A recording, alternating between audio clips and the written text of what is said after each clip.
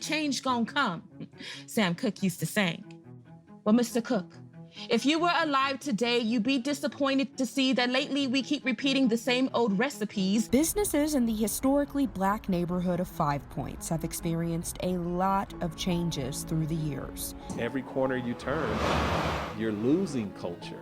There's like a sliver of 5 Points that they're reinvesting in. We have to do the work for what it's worth, and I bleed community until there's nothing left. You can't steal this liberation the way you stole a community. Gentrification. Gentrification is not a joke. Gentrification is another example of entire communities being erased. Cherry Creek doesn't see us. More money, more clothes. Hilltop and cameras, humanity disposed. When you have policies that are just saying, let's go for the highest bidder, then you're going to have a city that escalates out of control and out of reach for everyone. Park Hill skylines from golf course grasses, blocked by fences, red lines, and classes. Redlining goes way back to part of the process of perpetuating segregation. I'll never understand why it feels so violent. My heart beats like yours. Too many are silent. When you're talking about history or a really good story, you want to give people a sense of the setting. What was it like to be there? And you don't get that if the place is gone.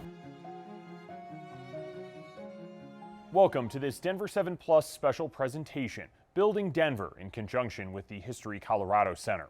Over the next half hour, we'll explore the history of development in Denver and show you how the issues of the past have shaped our city and culture of today. We'll begin with the original settlement of the city back in 1858 and the gold rush that led to one of our state's greatest tragedies. Here's Julie Peterson, public historian and exhibit developer for the History Colorado Center. So the exhibition explores 4 different historical eras.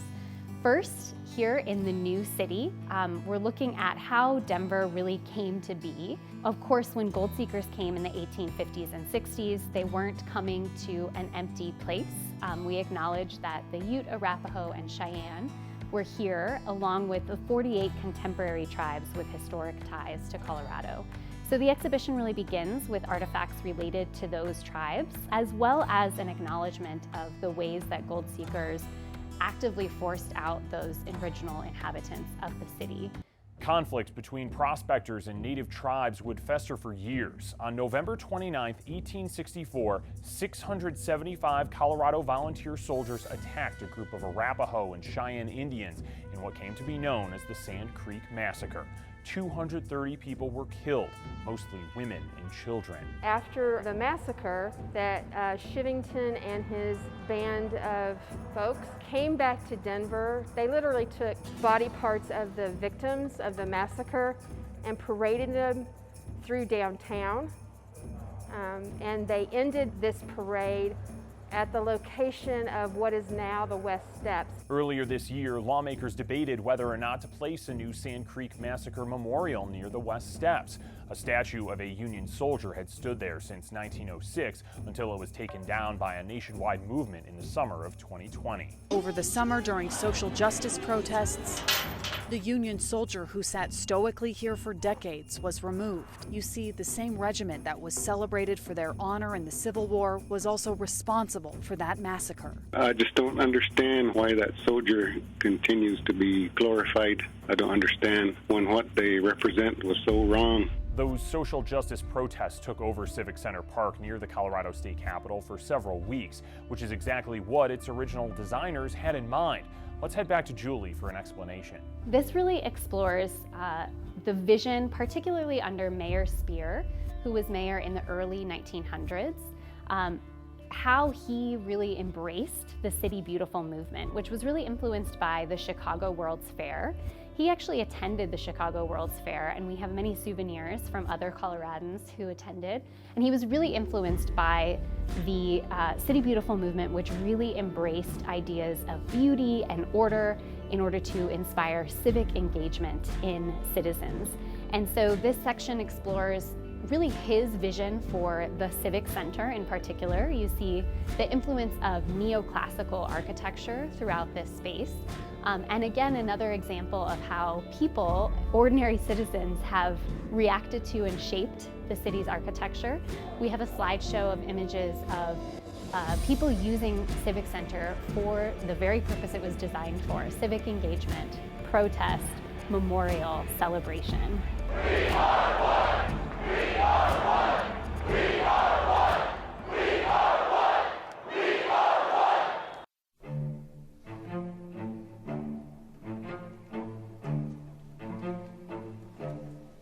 In addition to the Civic Center, we look at how Spear and the City Beautiful movement in general influence the city's parks and parkways movement. Now, Mayor Spear really influenced the development of the formal parks and parkways system, but he also brought citizens into his plan to create a greener Denver. He actually gave away saplings for residents to plant throughout the city. And so people could plant trees in front of their houses or along their streets. So many of the trees that you see in Denver today are actually a result of Spear's vision to create a green, lush green city.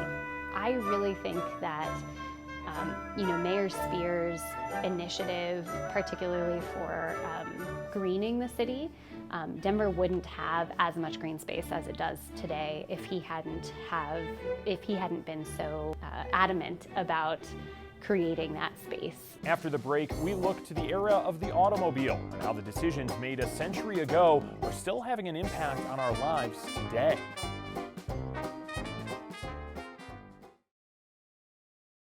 Welcome back to this Denver 7 Plus special presentation, Building Denver, in conjunction with the History Colorado Center. We now turn to the post-war era as the city begins putting together infrastructure, shaping the city and the issues we face for decades to come. So as we enter the next section, A Contested City, we're really exploring competing visions for a modern Denver, particularly in the post-war era.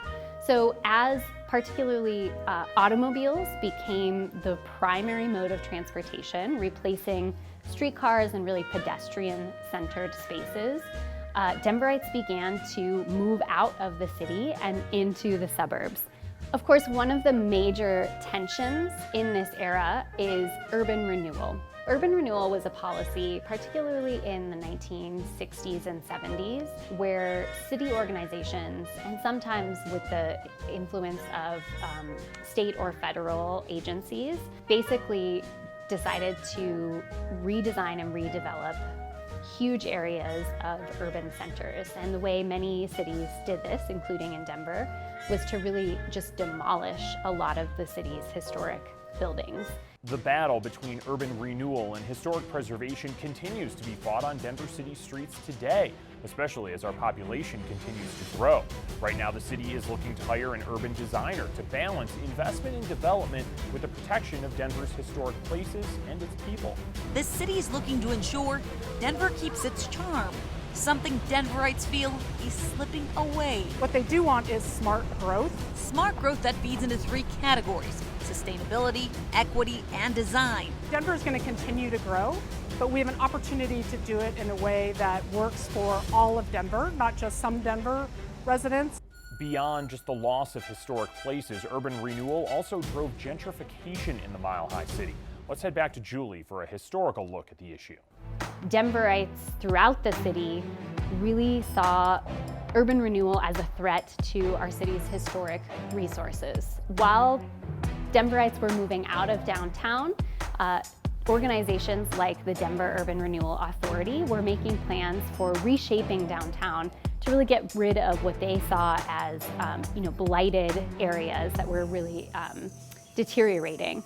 They really replaced a lot of the city's older building stock. They really just demolished it. During the phase of urban redevelopment, you see a lot of displacement of residents, the destruction of really the heart of the city's historic buildings, and the displacement and disconnect that resulted in for the city's residents. I think that's a legacy that we in Denver and any city that had a legacy of urban renewal is really facing.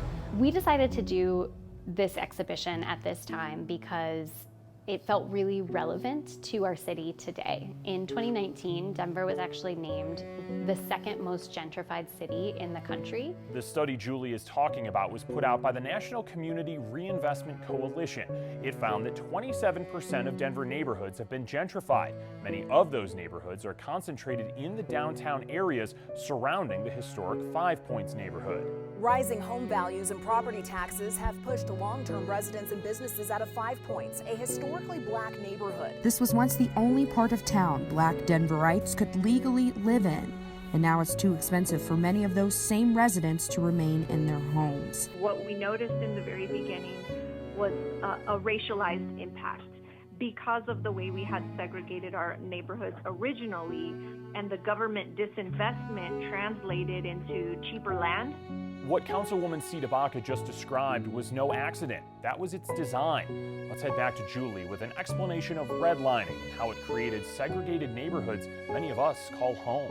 In the 1930s and 40s, the Federal Homeowners Loan Corporation created maps that were meant to guide the federal government in choosing areas that were high risk or low risk for investment in federal housing policies.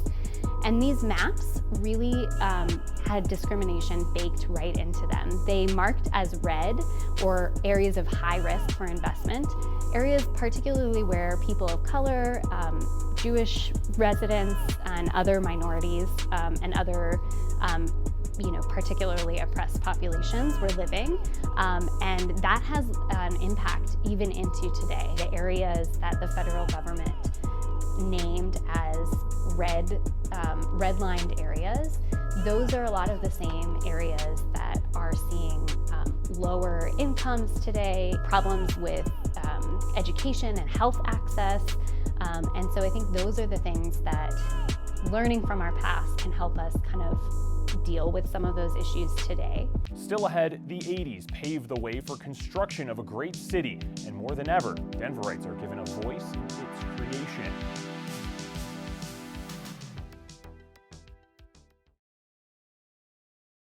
Welcome back to this Denver 7 Plus special presentation, Building Denver in conjunction with the History Colorado Center.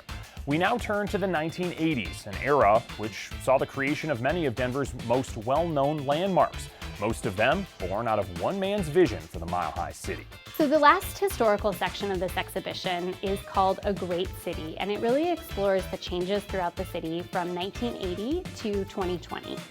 So it begins with the creation of the 16th Street Mall, including an original light post from the 16th Street Mall. We also really explore the legacy of Mayor Pena and how his vision really shaped the city for decades. And he really started a path that was followed by subsequent mayoral administrations throughout into the 2000s. So a couple of his prime visions were for historic preservation. He really invited Denver residents into the process of shaping the city. I fundamentally believe that citizens are smart.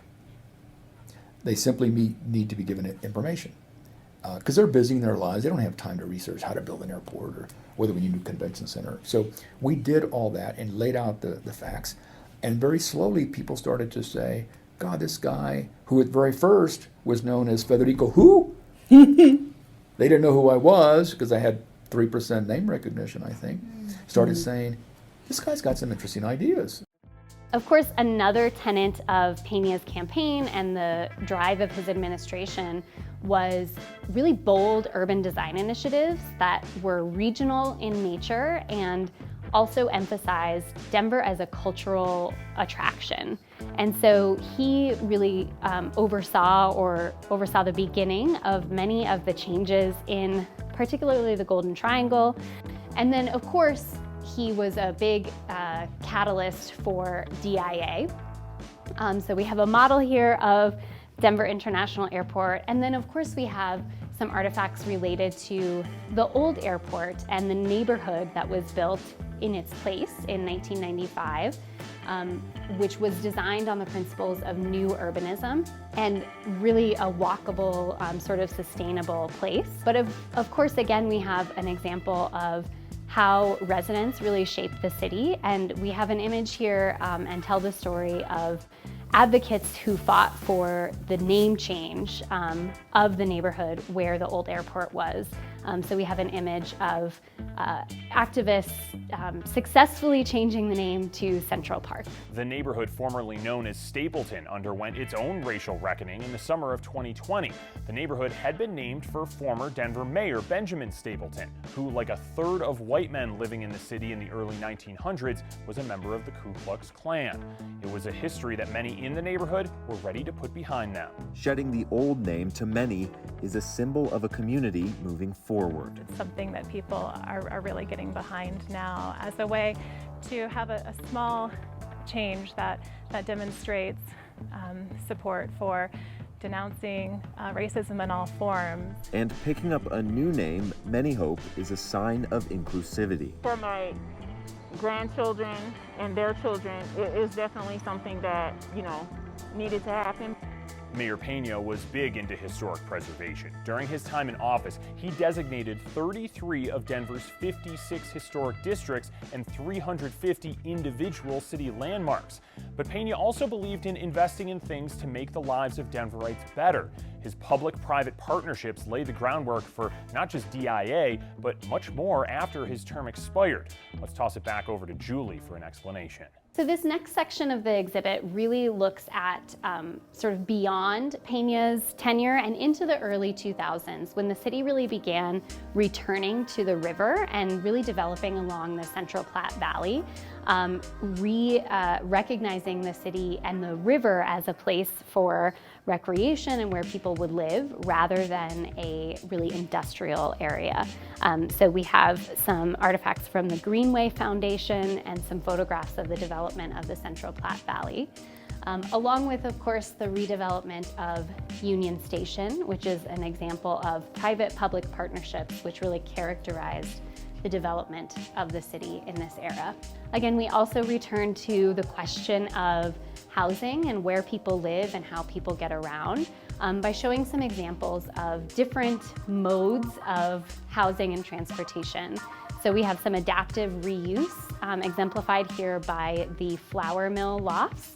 We have an example of some of the residential buildings that spring up around the transportation hubs of RTD stations. And then, of course, we also have the kind of ongoing problem of gentrification, really massive apartment complexes replacing some of the city's older housing stock. So again, emphasizing how residents have responded to many of these changes in infrastructure and transportation and development in the city. We included here a video of, actually multiple videos from our Museum of Memory project with the Globeville, Elyria, Swansea neighborhood, in which residents talk about what they love about their neighborhood, how particularly the I-70 redevelopment project is impacting them, and ways that they really have advocated for themselves and their neighborhoods. That advocacy has not been easy as our city has grown, so has the desire of developers to redevelop areas of the city that haven't been touched in generations. In North Denver's Globeville, Elyria, Swansea neighborhood, downtown keeps getting closer and closer. That projects like these help drive with things like gentrification, right, the displacement of our peoples. Globeville, Elyria, Swansea, or GES Coalition community organizer Alfonso Espino says that project is the National Western Center, and the first few phases displace dozens of families through eminent domain. Our group, our people, we don't stand in opposition of development. We're just against the inequitable development that's going on. Up next, we look ahead to the future of Denver. Welcome back to this Denver 7 Plus special presentation, Building Denver, in conjunction with the History Colorado Center. Throughout this program, we've shown you how decisions made decades ago have really shaped our city. Now we look ahead to the issues that will shape our future. Let's head over to Julie one last time. So the final section of the exhibit really looks toward Denver's future. Denver, a resilient city. In this section, there are activities that relate to 5 different urban development issues that are really relevant and resonant today: housing, mobility, the environment, health, and the public realm. So all 5 of these issues and these interactive pieces within this space really encourage us as visitors here and as residents of Denver to think about how these issues impact us and what we can do about them. So all these activities encourage you to kind of dig deeper and think about, for example, the trade-offs that city planners and others have to think about when it comes to transportation issues, issues of health. What is my access to health resources like grocery stores and medical clinics?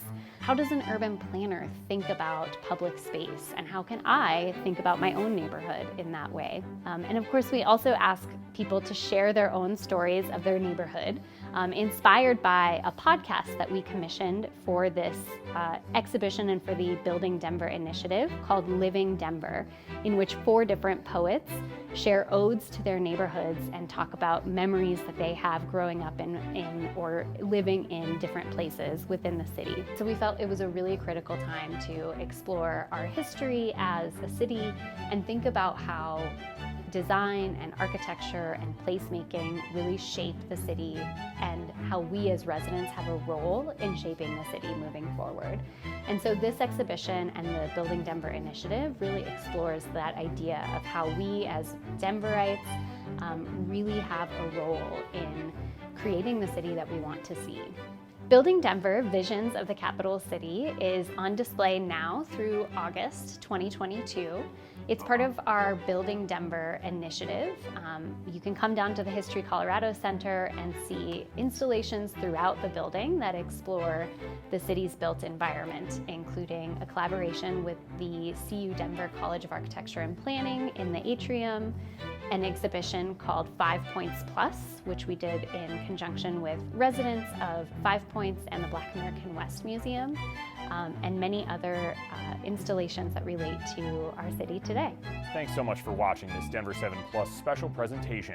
To learn more about the Building Denver exhibit or the History Colorado Center, head to historycolorado.org. For more stories on topics like urban renewal, gentrification, and city planning, head on over to thedenverchannel.com. Good night.